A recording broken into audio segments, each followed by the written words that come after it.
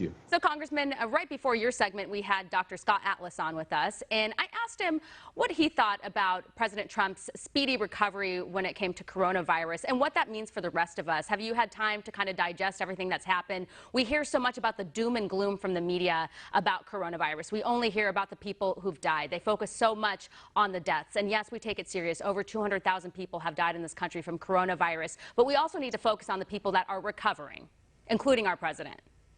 That's exactly right. I think President Trump's swift recovery shows that this disease can be beat. And quite frankly, 99.75%, roughly some of that, is the actual recovery rate. And like you just said, we don't focus on the recovery rate. The left and those who want to scare us tend to focus on the case mortality rate. They want to focus on hospitalizations. And in reality, most people who are going to get this, the vast majority of people who get this, are going to survive and be just fine. And so the president's coming out of this in a remarkably fast fashion should be a good example for all of us that we can, if we're healthy, we can overcome this disease. Certainly we want to take it seriously. Certainly we acknowledge that there is a demographic and those people with comorbidities that need to really be careful. But for most of us, we're going to be okay. We're going to be okay. Yeah, and Dr. Atlas was talking about how we need to reopen our country, our economies. We need to get going with that, our schools and everything else. And that's something that you've been talking about since the beginning of coronavirus, that the lockdowns weren't necessarily the full solution. I mean, yes, we needed to flatten the curve, but so many months later, people are wondering, like, whatever happened to just flattening the curve? We didn't realize we were going to be shut down for months and months and months and months. So it is time to reopen our country. But for those of us, you posted this on Twitter. There are so many people out there who are taking coronavirus very serious, as we should be taking it seriously, but they're not leaving their homes, they're wearing the mask, they're following all the guidelines, yet they still get coronavirus. So my question to Dr. Atlas and for you, not that you're a doctor, but just if you could weigh in on this, can you hide from coronavirus?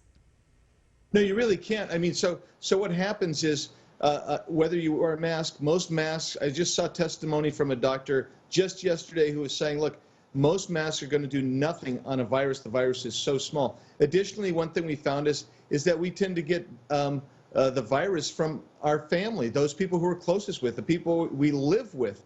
And in the president's case, as you know, and I know Dr. Atlas was talking about, we're talking about a guy who virtually anybody who goes near him gets a test before they can even go near him. And the reality is the virus is out there. People are going to get the virus. And it's how we respond.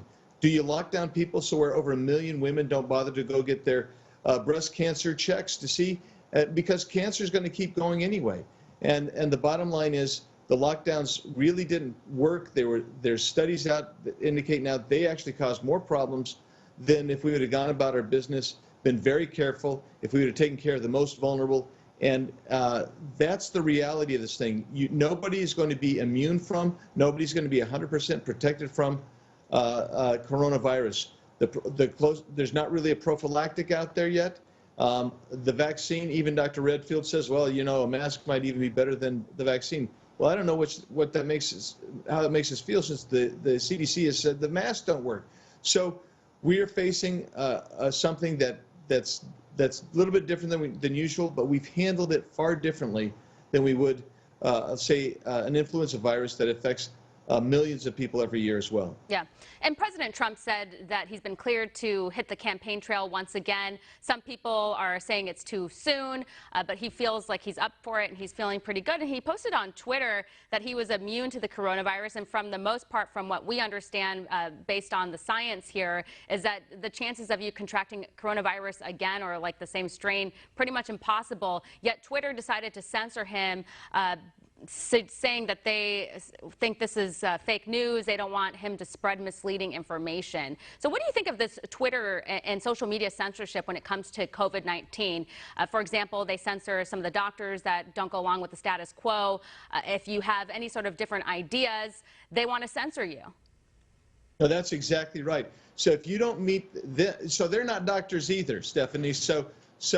But somehow they feel that they have the right to censor you if you're a doctor and you're not taking the establishment medical bureaucracy position. And there are thousands of doctors, I think you probably saw this, who just last week said, look, the lockdowns have been bad. Other doctors have come out and said, look, we need to be able to have HCQ or some other prophylactic for our patients.